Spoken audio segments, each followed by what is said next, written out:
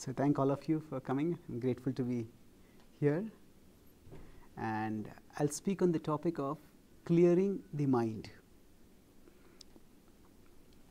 So all of us have experienced at some time or the other unclear mind. Just like if we have fog or mist outside, we can't see clearly. We are driving, we have to drive very carefully. If we are walking, we might just bump into something. So just as an outer fog obstructs our movement, similarly sometimes we get an inner fog where we just can't think clearly. This thought, that thought, that thought. So many thoughts are going on inside us that we just get more and more. The more we try to think, the more we get agitated. It's something like a fan. If we consider a fan, if it were say the wheel of a car, the sheer number of revolutions it keeps making, the car would go a significant distance. But the fan keeps moving round and round and round. Now, at least when the fan moves round and round and round, it cools us down. But when our mind moves round and round and round and round, it heats us up. It makes us more and more agitated. So this inner fog, just like if we consider in the atmosphere, water vapor is always there. Dust particles are always there. But sometimes they become accumulated. So that is when a fog occurs. So similarly, thoughts are always going to be there inside us. But sometimes too many thoughts start coming in and they start demanding our attention too forcefully. And before we can actually process a thought, another thought attracts us. And then another thought, another thought. And that's how we start feeling as if we're not able to see things. One of my friends, he had a big quarrel with another person, and after that he had to go for a meeting. And he used Google Maps, reached the destination. The Google Maps told him, "We have reached the destination." But he couldn't find the place where he was supposed to go. He was moving up and down, and is trying to call the person, but that person was not picking up the phone because he was a little late for the meeting. They were already in the meeting. And finally, after 7-8 minutes of just moving up and down the block, he realized that the place where he wanted to go, that was right in front of him. But because his mind had been so agitated, he couldn't see what was physically in front of him. So normally, we think that we need our eyes to see things. Yes, we do need our eyes, of course. But sometimes, even if something is right in front of our eyes, we may not notice it if our mind is elsewhere. So if the mind is distracted, if the mind is agitated, if the mind is crowded and clouded with thoughts, then it doesn't allow us to see things which are right in front of us also. So how many of you have had this experience that, say, you're searching for something and you search here, there, everywhere, and then finally you find it right in front of you? Have you had this experience? Yeah, that's all of it. Many times, because I keep traveling, so I also have this experience that if we don't keep things in proper place, if we're too hasty, and sometimes things are there but we don't notice them. Of course, the classic example of that is the absent-minded professor who takes his specs and keeps it on top, and then on his head and is searching, "Oh, where are my specs? Where are my specs?" So this is all an example of, these are all examples of an unclear mind, which prevents perception, clear perception, and then it prevents constructive action. So what exactly is this mind? And how does it become unclear, and how do we make it clear? We live in an age of technology, computers, phones. So I'll use a technological metaphor to explain. we have a computer screen, and on that computer screen we see various things. Say if we are watching the live telecast of some event, say a sports match or a product release or some political event, whatever. So then that TV screen or that computer screen becomes like a medium by which we can see something which is far away. Similarly, we may also read something on a computer screen. Now, say if you are watching a YouTube video, while watching the YouTube video, by the side there are many other suggested videos which come. If you are reading a news article or any other article, if a news article, there are many other links to other articles, related articles, or they may be unrelated also, current events. And on most websites, there are also a lot of commercials, a lot of ads are there. And while we are reading, we need to focus, we are reading or watching, we need to focus on whatever it is that we want to read. But if we read, if we get distracted with something else, then we will not be able to do what we want to do. So similarly, we can consider our mind to be like an inner screen. And on that inner screen, there are many links that are there. And we need to focus on what we want to do. But all these other links are also there. And say sometimes if we are reading a particular article, the main article's text is big and there are other small links everywhere. But say if we go to the home page of a news page, then there are many small links. And at that time we have to choose which link I want to focus on. And then that link opens up. So we could say that our mind is like that home page, where there are many links which are all there. And we have to decide which link I want to focus on. So the mind works in multiple ways. Normally a computer screen, it works as a connector between us and the outer world. So sometimes some people may have a computer screen which is, say, connected with the security camera at their home. And if somebody comes and knocks at their door, on their computer screen only the security camera's input comes, and then they can see who is come. So in this way, here the computer can show them what is nearby around them, but it can show them also something which is very far away. It can show things which are real, it can show things which are fictional. Similarly, our mind can act in various ways. It can act as a simple window or a more sophisticated window by which we can see. So right now, say your mind and my mind is acting like a window, which I am speaking to you and you are hearing me. But on the window of the mind, simultaneously, there are on the screen, which is presently acting like a window showing us the outer world, there are also many other links that are open. That links that they are there. So maybe you have, I have to complete this assignment tomorrow. I'm hungry. When can I get some food? Sitting cross-legged is a little painful. Can I sit on a chair? This room is becoming a little hot or maybe a little cold. So all these thoughts are there. They are like links. And whenever we click on a link, then that link zooms out. It occupies the full screen. So like that, there are many thoughts which are there within us. And when we are trying to concentrate, then one thought is prominent. And the other thoughts are also there, but they're in the background. But when we are undecided, okay, now I finished this program, what should I do now? Maybe I can go to my room, maybe I can go for a walk, maybe I can go for a movie, maybe I can go and meet a friend. So now all these links are there in front of us. At that time we have to choose which link to take. Open.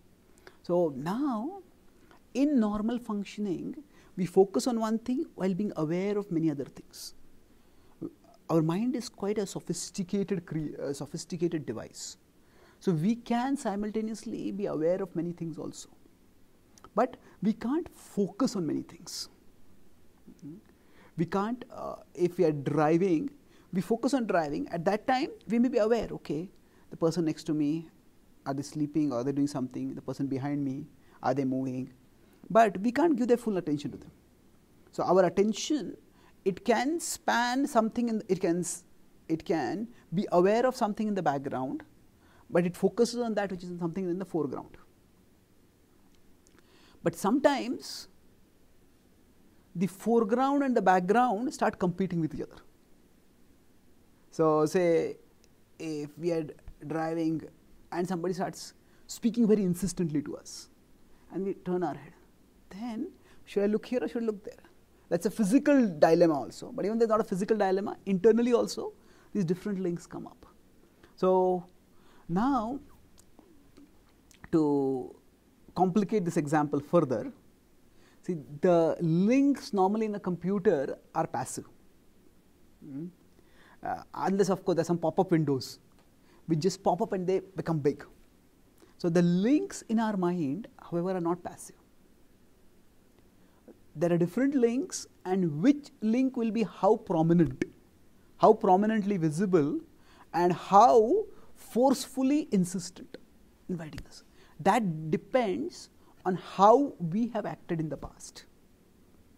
So these links inside the mind are responsive. To some extent, this is also like a computer browser.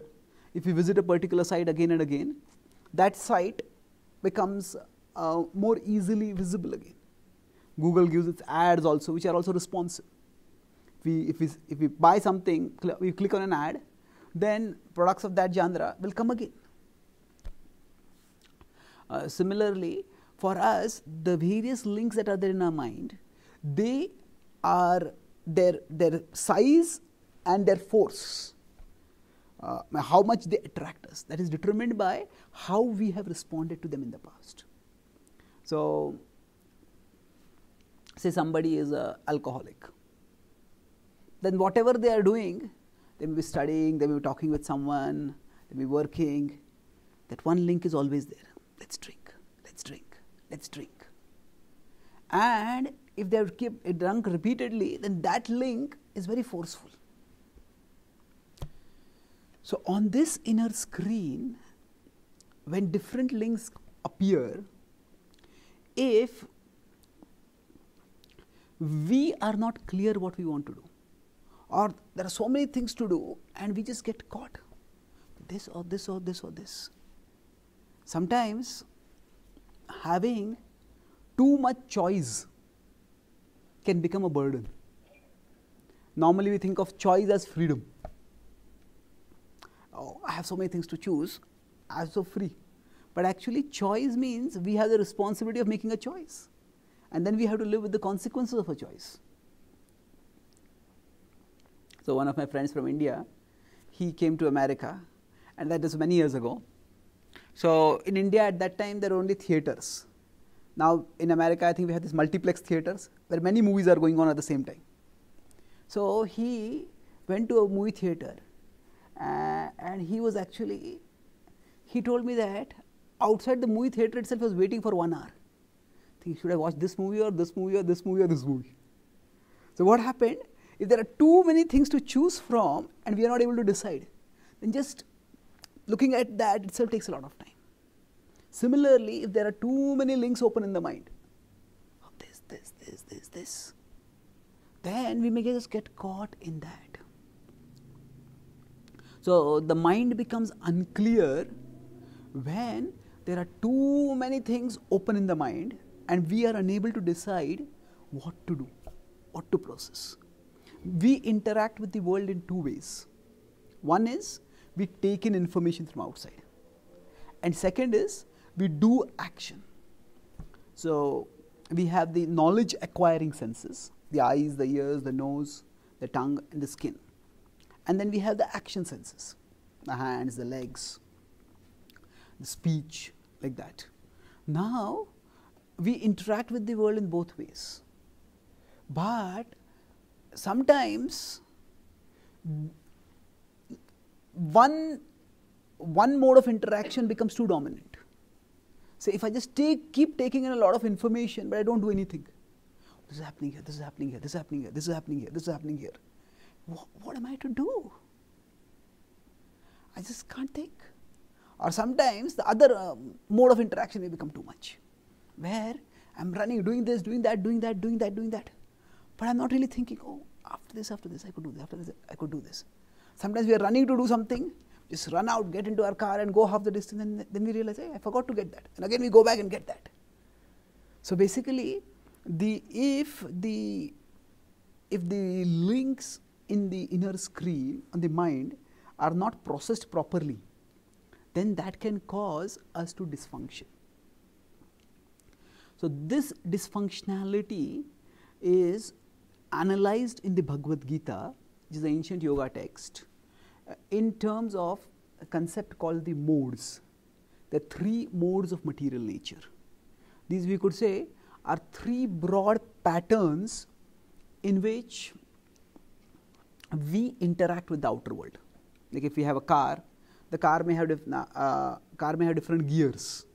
The past vehicles would have, say, first gear, second gear, third gear. And in each of these 3 gears, the car is running, but the way it runs is different. So similarly, these 3 modes are like gears for the mind. And in each mode, we function in a particular way. So these modes are in Sanskrit called Sattva, Raja and Tama. In English, we could call them as goodness, passion and ignorance. So I talked earlier about action. We perceive the world and then we act. So in the mode of passion, there is first action, then contemplation. I first do things, hey, I should not have done that. I should not have done that. First there is action, then there is contemplation. In contrast, in the mode of goodness, there is first contemplation and then action. In the mode of ignorance, there is neither contemplation nor action. There is simply illusion. Because there's so many links are just opening up, I can't even think about them, I can't analyze them properly, and I can't do anything properly. So, a few examples to understand this. Say, some people speak to express their thoughts, and some people speak to discover their thoughts. They speak, I don't know how to say that. So how many of you have experienced this slip of tongue? Isn't it? Sometimes we speak something and I didn't want to speak that, I'm sorry. So we speak and we discover, this is what is happening. So when we speak to express our thoughts, that means first there is contemplation and then there is action. But in the slip of tongue, first there is action and then there is contemplation. So another example could be, say, a movie theater where people are watching a movie and suddenly a fire breaks out. Now most people, well, as soon as they even hear the word fire or just see some little flame, they'll immediately run towards the nearest exit. And most of the times in crowded places where something like a fire or some accident happens, more casualties happen not because of that particular accident, but because of the stampede that happens after the accident. So what happens is everybody is running towards a particular door, they push each other down, they knock and they hurt each other. So this is action without contemplation.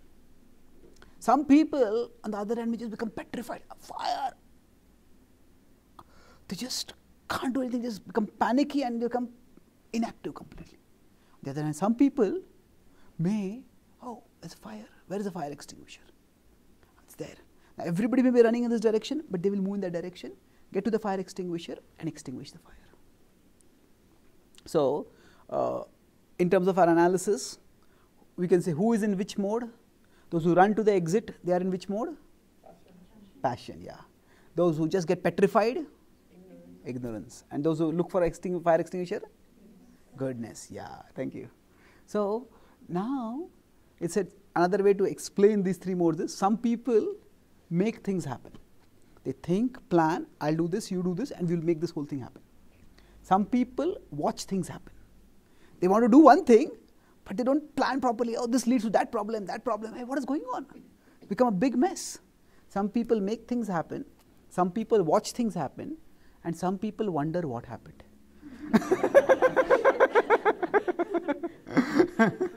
They're just so lost in their own world. They don't even know what is happening. They're in a stupor. So now, considering these three modes, goodness, passion, and ignorance, earlier we talked about an inner fog, or our mind becomes unclear. So when does our mind become unclear?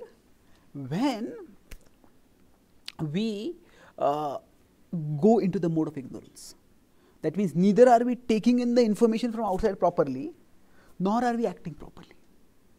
Oh, this is happening, this is happening, this is happening, this is happening. What am I meant to do? I just don't know. So when we go into the mode of ignorance, that is when functioning becomes very difficult. Our mind becomes very unclear.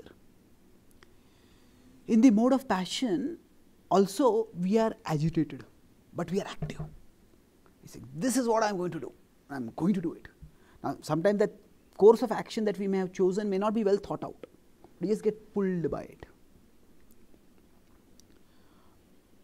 So among these three modes, goodness, passion, and ignorance, which is the best for functioning effectively? Goodness, yeah, thank you. Now what happens in goodness is that we are able to take in information properly, analyze it, and then respond effectively. So clearing the mind means getting it from ignorance or passion to goodness. So from just being paralyzed, not without any action or contemplation, or from being just impulsively active to becoming thoughtfully active.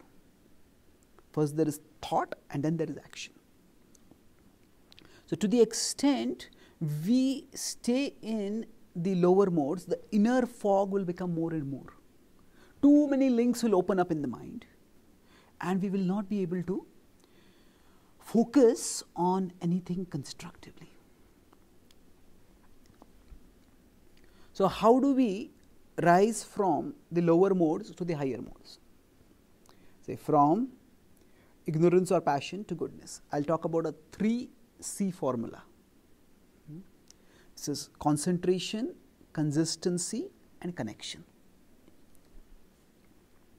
So before we move forwards, to get a better sense of this whole metaphor, I talked about the inner screen or the computer screen. To understand this better, let's do a simple thought experiment. So wherever you're sitting, you can sit in a relaxed way and close your eyes. After closing your eyes, you can take 3 deep breaths with me. 1,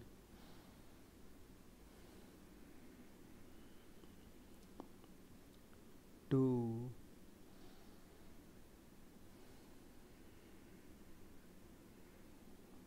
3.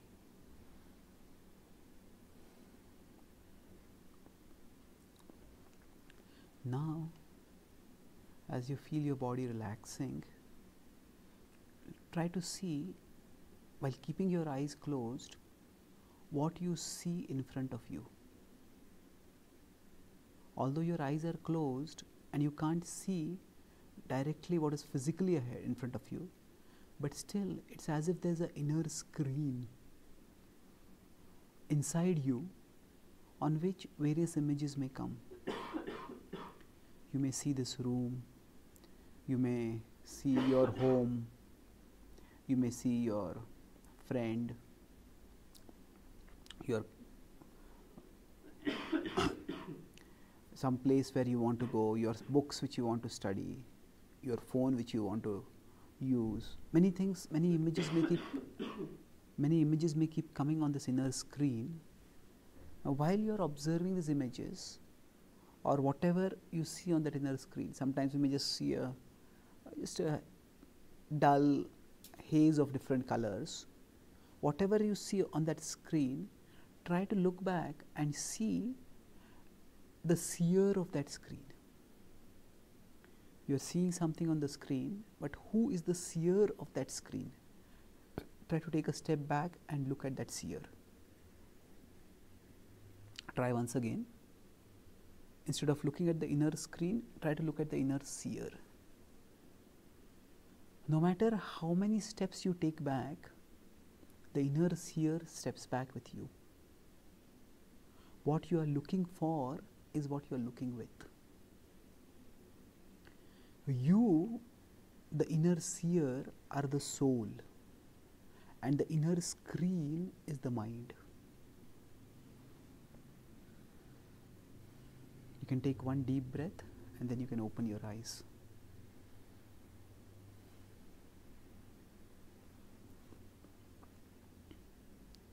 Thank you. So this inner screen is our connection with the outer world. We see things in the outer world only when they appear on the inner screen. When we are absent-minded, the inner screen shows us something else. And when we do a thought exercise like this, then we understand that the inner screen and the inner seer, they are two different things. Otherwise, we just identify with the inner screen. Whatever pops up over there, we get carried away by that. So now we want to clear this inner screen so that it shows us what is important for us. How do we do that? For that, the important thing is to recognize that I can choose what to focus on in the inner screen. Sometimes a thought comes up and we get carried away by the thought. But we can choose. So that's it. The first step is concentration. Concentration means we decide what is it that I want to focus on.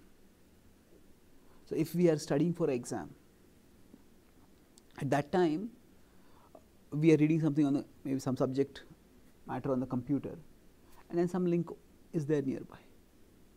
If the exam is just in a few hours, then even if this link looks interesting, we will not go there. We will concentrate. So concentration is an act of intention. That means that I consciously choose to focus. I use the power of intention to focus. So similarly for us, when the mind is just, should I do this, all the things are going on like this. So at that time, concentration. So concentration means that we focus on what do I need to do right now? What did I come here to do? What am I doing right now? So generally, just asking some questions that promote self-awareness. Okay, what am I doing right now? What was I meant to do right now? How am I doing whatever am I doing? Why am I doing what am I doing? Such questions, they promote self-awareness. So basically, 3 questions. What am I doing? How am I doing it? Why am I doing it? So action, manner and purpose. So if we just ask this question, then that it begins clearing the inner fog. Okay, right now I'm trying to decide, should I do this or this or this? Okay. How am I doing? So I'm just getting carried away by it. Why am I doing all this? Okay, because I have 1 hour right now and I have to decide in 1 hour what am I going to do. So just asking questions to ourselves, that helps to define our focus. Sometimes say if a patient comes to doctor, says that, oh doctor, I'm in great pain, I'm having this pain here, I'm having that pain. The patient just starts crying and moaning. Now even if the doctor wants to help, the doctor needs to know what exactly is the problem. So then doctor may ask questions. Okay, where exactly is it paining? Oh, it's paining in my chest. Okay, what kind of pain is it? Is it a shooting pain, or is it a nagging pain, or is it a throbbing pain? What is it? Now, when the doctor starts asking questions like this, that helps the patient to start thinking more clearly. So similarly, for us, we have when we have this inner fog, we are like the patient, but we also have to become like the doctor. We ask ourselves questions. Okay, if we start asking, what am I doing? Why am I doing this? How am I doing this? just trying to answer these questions helps us create a distance between us and that inner screen. Otherwise, we're just captivated by that inner screen and go wherever it is going. So by asking such questions, we bring a focus. Even if we don't know what to do, at least we start thinking about, okay, what exactly should I be doing?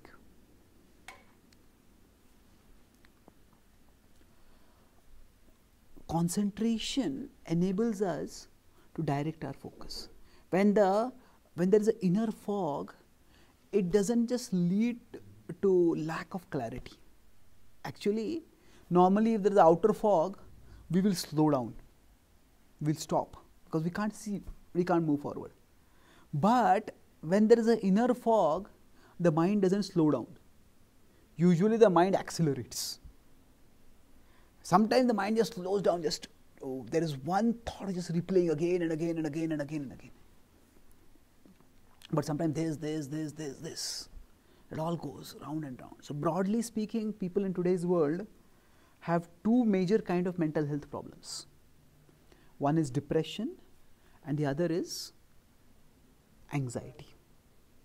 So now, if you consider in terms of this inner screen, what exactly happens? Whenever we get depression, of course depression can sometimes be clinical, which requires specific medication, but that is the advanced stage. Most of us, when we get depression, it is primarily negative emotion. It is not necessarily some brain chemical imbalance. But when this kind of depression happens, essentially on the inner screen, some links which are there, they open up. Which are these links? These links are of all the things that have gone wrong in our life in the past. Oh, this person did like this to me, I tried this and that went wrong, I did this and I made a big mess of this. So basically, it can be how others did bad things to us, or how just some bad things happened, or how we ourselves did a mess of things. So basically, bad things can happen in these three ways. There can be some personal cause, some person who does something wrong. There is some by factors beyond our control, things go wrong. We are going for an important meeting and there's a traffic jam. There's no one person responsible for it. It's just the way things work. Or sometimes we ourselves make a mess of things. We go for something important, very important. We're going to catch a plane, very important meeting is there, and we get to the airport and we find that I forgot to take my passport. I missed the plane. So basically things can go wrong in these three ways. But when our mind starts replaying, this went wrong, that went wrong, that went wrong. As these images keep replaying within us, I start feeling nothing is going to go right in my life. This went wrong, that went wrong, that went wrong. And we start thinking, this is how things are going to happen in the future also. And that takes us into depression. So when the inner screen, instead of we concentrating on something constructive, it just starts displaying all the negativities from the past, that leads to depression. And when on the inner screen, the links related with all future things that may go wrong come up. Oh, I might get cancer. I might lose my job. Oh, my partner may ditch me. Oh, this may happen, that may happen. When all these negative links about the future come up, that causes anxiety. And when these keep increasingly and intensively coming upon us, then we get not just anxiety, but we may get anxiety disorder. So when we concentrate, what we do is, okay, all this happened in the past, all this may happen in the future, but let me focus on the present. Okay, what am I doing right now? How am I doing it? Why am I doing it? These three questions get our focus back to the present. To the extent we get the focus to the present, to that extent we can do something constructive. When the mind is telling us, all these things went wrong, all these things can go wrong. Yes, that's possible, or that has actually happened, and this may also happen. But the point is, what can I do right now? The past has already happened. The past can't hurt us unless we let it hurt us. Past, say somebody has injured me, somebody has insulted me, somebody has betrayed me. It's happened. But it's only when I keep replaying it and I keep getting fused with the replay, carried away by the replay, to that extent it hurts me. So, similarly, the future, it may hurt us, but the future will hurt us when the future comes. But the future can hurt us in the present if we let it. When we start worrying too much about this, that, we become overwhelmed. One of my friends is a mental health care provider. So I was at a hospital, I was in New Jersey a few months ago. I was speaking at a mental health care center to the mental health care providers, the counselors over there. So one of them was telling me that they are on the suicide helpline calls. Somebody is thinking of suicide, before that, just call someone. Maybe that will deter them from that suicidal train of thought. So he's telling that there's one girl who came and she had attempted suicide. And what was the cause? She had called her partner and he had not picked up the call. And just because of that, she thought, oh, maybe he doesn't love me. Maybe he's with someone else. Maybe he has left me. He has left me. In future, others will also leave me. I'll be alone throughout my life. I'll be miserable. And just that one phone call not being lifted made her commit suicide. Fortunately, she was brought to the hospital and she survived. But this is just one. Now, so many times it happens for us that we call someone, they don't pick up the phone. But, what can stimulate what reaction, we don't know. So, somebody is habituated to thinking negative. Then that one link, oh, they didn't respond to my call. From that one link opens up, when, say, if you are watching one video on YouTube and we click another link. Sometimes the thumbnail that is there, that may be indicative of what is there in it. Sometimes the thumbnail may be innocuous, but actually what is there is dangerous. Maybe it's a horror movie, it might be some very ghastly kind of scenes. So it can seem, oh, one person didn't pick a phone call, that's just a harmless kind of link. But when it opens up, what kind of movie starts from there, we don't know. So basically, when we learn to concentrate, yes, the problems of the future and the problems of the past, they are problems, but we can only deal with the problems of today. We can't deal with the problems of yesterday, we can't deal with the problems of tomorrow. Of course, we can learn from the past and we can prepare for the future. But for that, we have to be in control of our thoughts. So the difference between, say, worrying about the future and planning about the future. The difference is that in planning about the future, we are in control and we take the inner screen to the future. Okay, if this happens, I can do this. If this happens, I can do this. If this happens, I can do it. But when I'm worrying about the future, then the inner screen just goes off on its own. And we see one worst case scenario, and before we can think of how to deal with it, another opens up, and we just get overwhelmed. So when there is too much, when there is worry coming up, this problem, that problem, there is lamentation happening about that went wrong, that went wrong.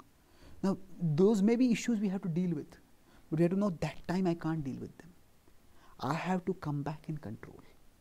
So when the mind is running here and there and not letting us do anything, that is in the mode of ignorance. So just concentrate, focus on the present.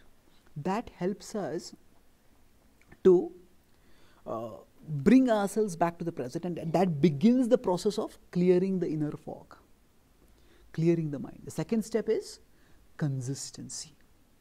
Consistency means that if we have certain healthy habits, the more we do them regularly, the more those links will become prominent, and those links will open up faster. So now in concentration, there are many things which you could concentrate on. As one thing I said, just concentrate on the present. Focus on what we are doing. But a far more powerful way of gathering our thoughts, concentrating them, is to concentrate them on spiritual reality. So before this talk, we had the kirtans. The kirtans, the musical meditation that we had, that is a way of focusing our consciousness on the supreme spiritual reality. The mantra which we are chanting, the Hare Krishna mantra, this is a manifestation of the infinite in sound. The infinite is known by different names in different traditions. In the Bhakti tradition coming from ancient India, he is known by the name Krishna. These are the names of Krishna, Ram, Hare. This is a mantra made of those names. So when you concentrate on that, that has a power of its own.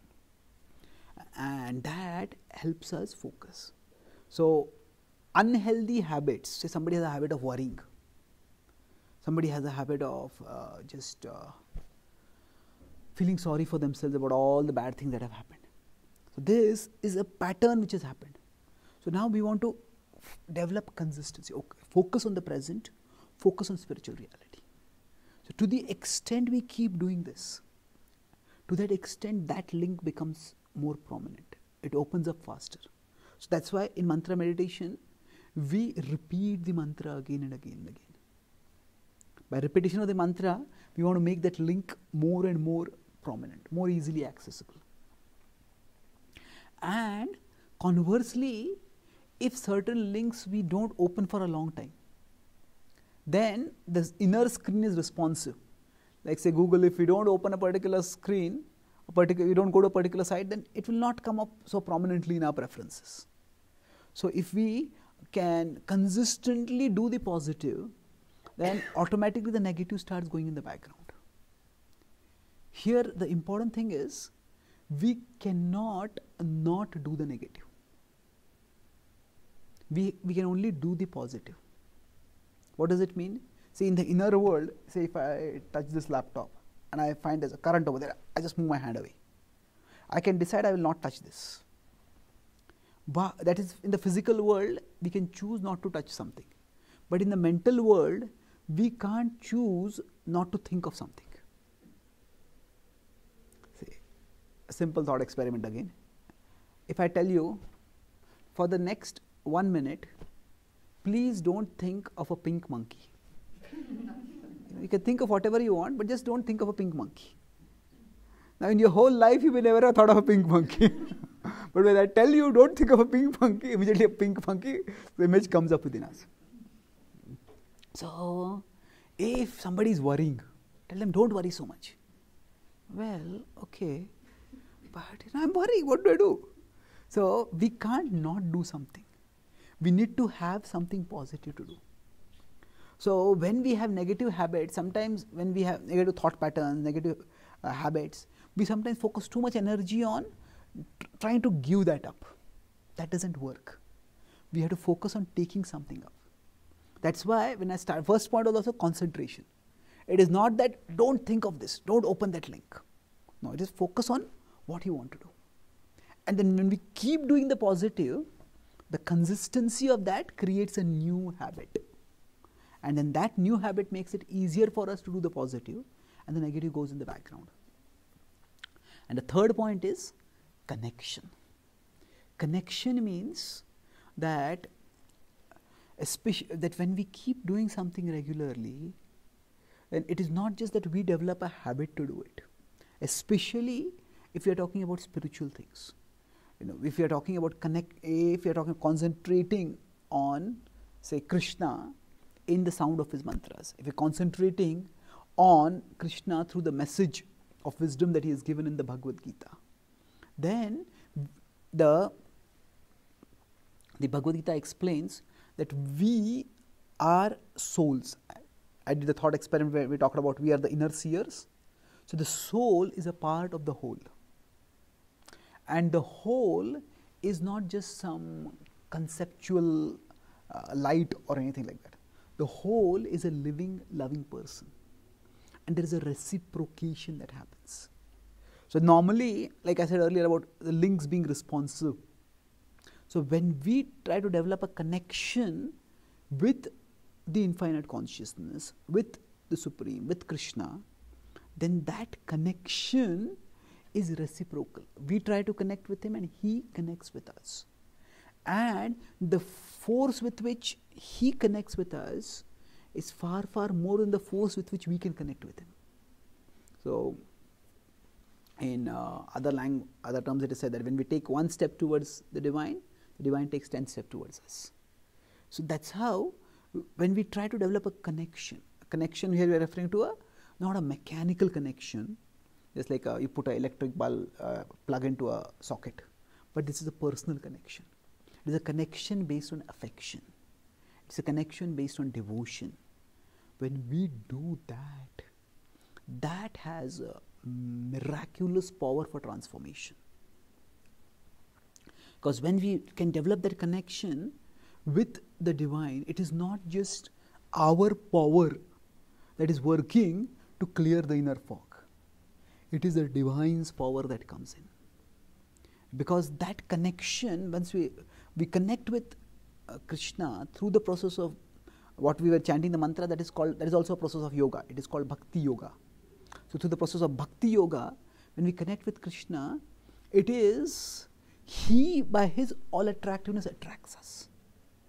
And then the positive focus becomes much, much greater than what it would be by our efforts. See, 2 examples to illustrate this. Say, if I want to stick something on a wall, then I may have to get the paper, then I have to apply some glue on it and then stick it. Then the two will get stuck together. But if I have an iron filing and say the wall has a magnet on it, I just take the iron filing near the magnet and the magnet will pull it. So we can similarly, replace any bad habit with a good habit. We can concentrate on any neutral object, any material object, which is positive. So developing any normal healthy habit, normal means non-spiritual healthy habit, is like ourselves finding something with which to stick something to the wall. So in that case, it's our effort that is primary. Okay, I find it, then I get a stick, I get a gum and I stick it, or I use a nail and hammer it. But when we are connecting with Krishna, the positivity that we are trying to bring into our life is connected with Krishna, then that's like we are like the iron filing and he is like the magnet. When we just come close to him, it is his power that pulls us. And as we get pulled by that power, our thoughts rise upwards. So the inner screen is here, and on the inner screen many negative thoughts are coming. The inner seer is here. When the inner seer connects with the supreme seer, then immediately, okay, what happens is the supreme seer is at a spiritual level, but he can also appear on the inner screen. When we chant the mantra, when we study the spiritual text, when we associate with spiritual people, then there is a spiritual power that directs us positively. And that can lead to transformation in an extremely powerful and extremely speedy way. And to the extent we make this habit of learning to concentrate on Krishna in a consistent way, while developing a devotional connection with him, we'll find that the inner fog will, firstly, we'll be able to dissipate it faster. It will keep coming, but when it comes, we'll be able to clear the mind faster. And over a period of time, the inner fog will start coming lesser. It's like the weather will change, the inner climate will change, and the fog will not come that much. And then a clear consciousness will become our constant companion. The inner screen will be clear, and then whatever it is we want to do in life, we will be able to do it much more effectively. We will be able to do it much more successfully. So we all have certain abilities which we want to tap. We may have some speaking ability, singing ability, mathematical ability, physics ability, managerial ability, whatever it is. But if the inner screen is foggy, then whatever abilities we may have, we won't be able to use them properly. But if the inner screen becomes clear, then we can use those abilities more effectively. So our ability to tap our ability to tap our ability is enhanced by our spirituality. Whatever abilities we have, when our inner screen becomes clear, then our ability to tap our ability becomes enhanced by our spirituality. And that's how the habitual clearing of the inner fog helps us to do whatever we are doing more effectively and more successfully. So I'll summarize what I spoke today. So I spoke on the topic of clearing the mind. And to understand what the mind is, I took the example of a computer screen with many links open. So when all these links start competing for our attention, then we become enveloped by an inner fog. We just don't know what to do. In a normal fog, we become motionless. But in an inner fog, sometimes the mind just becomes restless. It starts moving faster and faster, like a fan moving round and round, but getting nowhere. And our mind moves round and round, and it heats us up. It agitates us. So to understand how to deal with this inner fog, I discussed about what is this, what causes the inner fog. We discussed in terms of the Bhagavad Gita, the 3 modes of material nature. So these 3 modes are like 3 gears in which our mind, which is like a machine with which we interact with the outer world, it functions. This mind is the interaction point between us and the world. Inputs from outside come in, and intentions from inside go out through the knowledge acquiring and the action senses. So in the mode of ignorance, we're just so overwhelmed, there is neither action nor contemplation, there is simply delusion. In the mode of passion, there is action without contemplation. In the mode of goodness, there is first contemplation and then action. Like some people speak thoughtlessly, a slip of tongue, or some people just panic and run in a movie theater. That's in the lower modes. So to clear the mind means to raise our consciousness from passion or ignorance towards goodness. Then we can think and then we can act effectively. So for clearing the mind, for raising it from ignorance towards goodness, I discussed 3 C's. Does anyone remember what those 3 are? That's the connection of the last. Concentration, connection, consistency, and connection. Yeah, thank you. So in concentration, that there are many links open, but we need to focus on one thing at a time. So to get ourselves to focus, I talked about 3 self-awareness questions. What am I doing? How am I doing? Why am I doing? And how am I doing? So we look at our action, we look at our intention, we look at the mode, the manner in which we are doing it. So just like if a patient is too distressed, the doctor asks questions to get from the generic distress to the specific symptoms. Similarly, when our mind is distressed, we can become our own doctor and ask questions which get specifically what is the problem. So when the inner screen starts replaying all that has gone wrong in the past, whether it be because of what others have done, whether it's just because of the nature of things or because of our own mistakes. When it starts replaying all the wrongs in the past, what happens? We get, if all the wrongs in the past start replaying, we get depression. Yeah. And when the mind goes into the future, all the things that may go wrong, we get anxiety. So we can learn from the past, we can prepare for the future, but for that, we need to be in control, not the inner screen be in control and taking us here and there.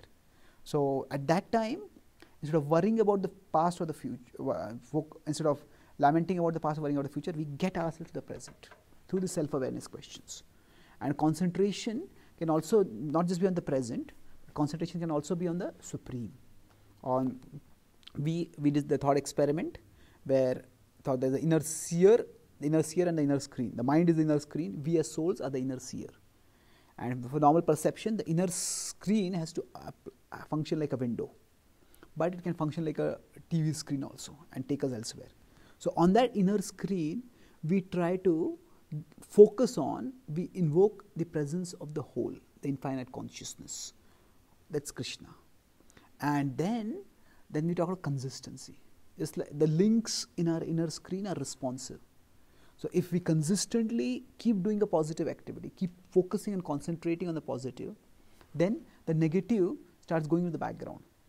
In the inner world, we can't not think of something. It says we can't decide, I'll not think of a pink monkey. So we have to focus on thinking of something positive. So concentration and consistency, when we do that, the positive links start becoming more prominent inside us. And then lastly, connection. That means whatever we do regularly, we'll connect with it, but connecting with Krishna is special. Developing any good habit is good, but that requires effort from our side, like say hammering nails into a wall or fixing something with a glue. But connecting with Krishna is like bringing an iron filing close to a magnet. The magnet's force pulls us. Similarly for us, when we try to focus on Krishna, that connection happens through affection, through the spiritual attraction. And that can very powerfully clear the inner fog, because our focus becomes positively on Krishna. And in this way, when we learn to clear the inner fog through our spirituality, then whatever abilities we have, we'll be able to use them more effectively and successfully. Our ability to tap our ability is enhanced by our spirituality. Thank you very much. Hare Krishna.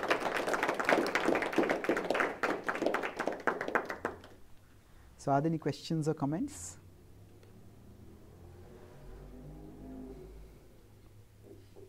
Maybe some of you can share some reflections. If you say some, yeah, please. When you spoke about like having too many movies to watch, you can't play by indecision. That's what I call it. What is your? I mean, you're kind of thrown into that. You already I don't know. Me and my buddies, we try to watch a movie. Yeah, kind of like what you said. But we've got a million options, and then we end up not being able to pick one.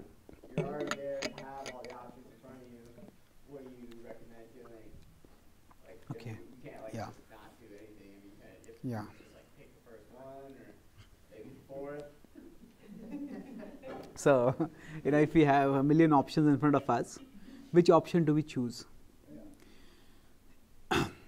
Generally, it is purpose that provides perspective.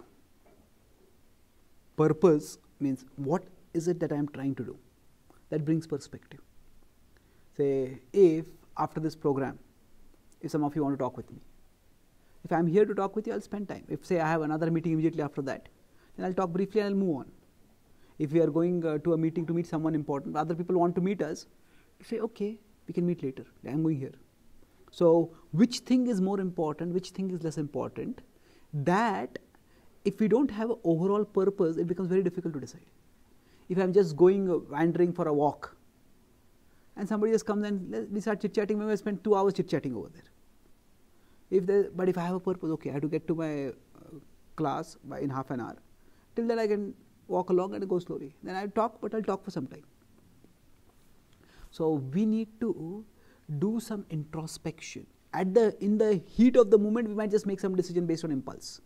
And that time, it will be difficult for us to make a sound decision if we have not done some deliberation before. That deliberation means that we look at ourselves and try to determine what our values are. What is it that I truly value in my life? The values are not just some abstract conceptions. Values are simply things that we value in our life. So what is it that is truly important for me? What is it that I want to do in my life? If, say, 30 years down the line, I'm old and I'm just a few months away from my death, what would I have liked to have contributed in my life?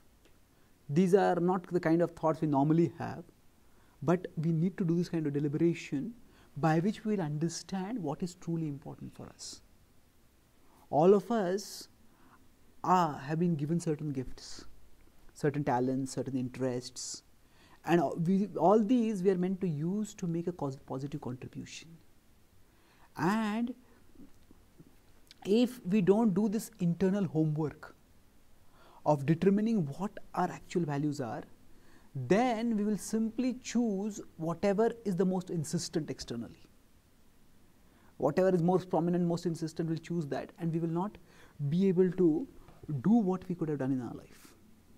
So more than a specific decision in a specific situation, what is going to determine us more is whether we have done the deliberation of the basis for making those decisions.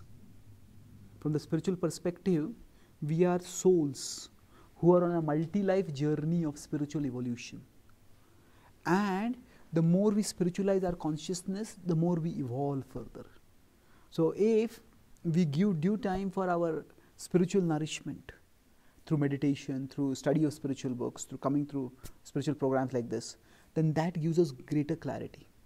Sometimes if we ask ourselves, okay, what is truly important for us? We might just say, I don't know. Because there is so much of an inner fog inside us that we don't even know what is important for us. So our spirituality brings clarity. And then what is our spirituality talks about an ultimate destination beyond this world. We belong to eternal realm, and that is where we are meant to go.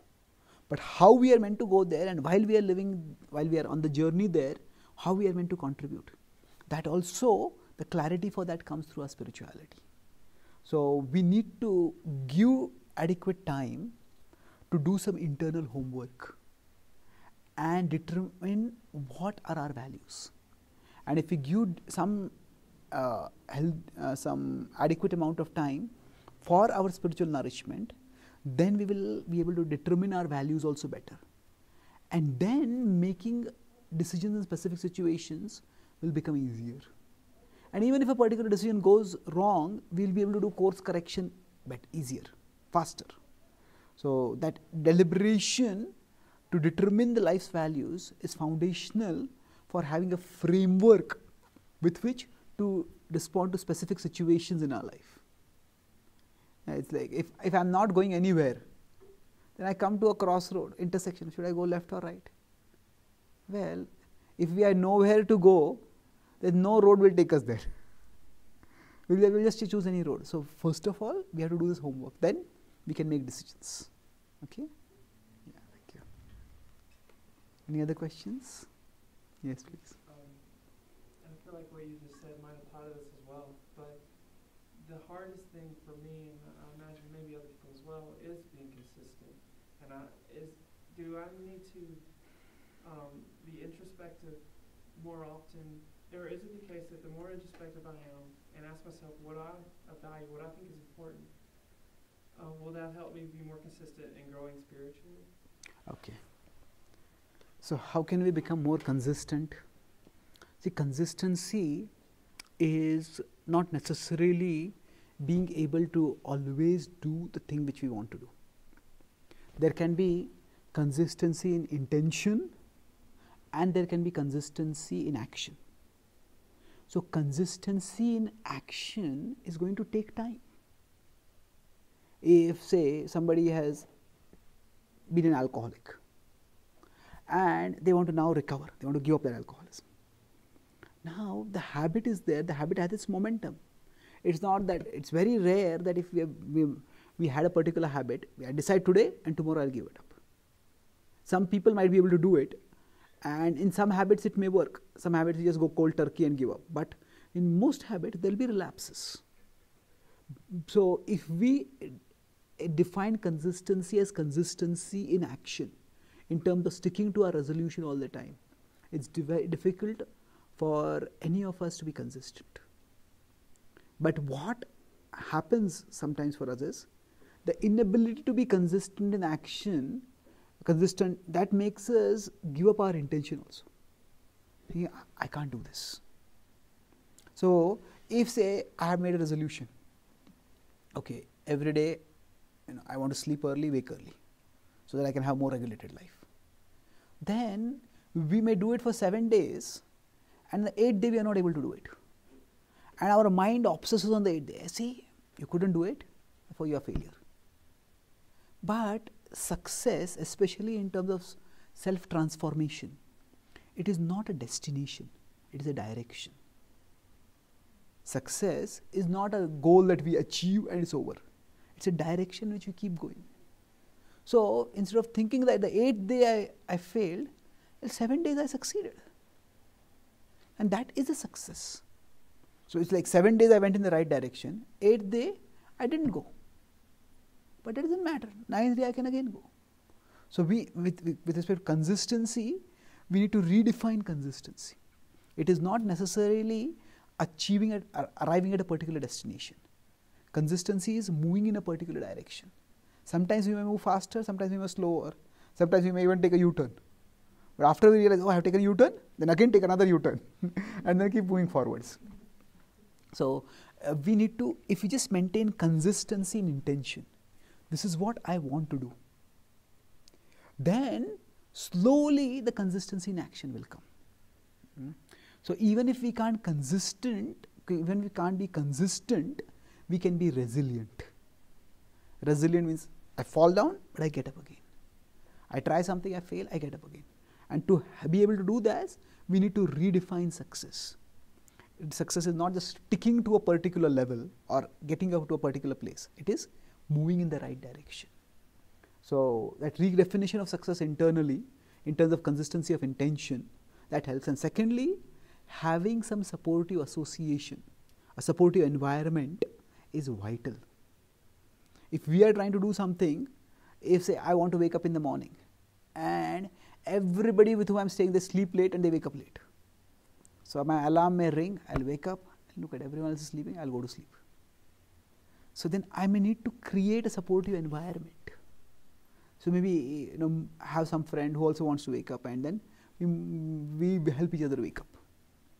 It's to understand why this is essential. Let's take the opposite example. If somebody is an alcoholic and their house is next to a bar,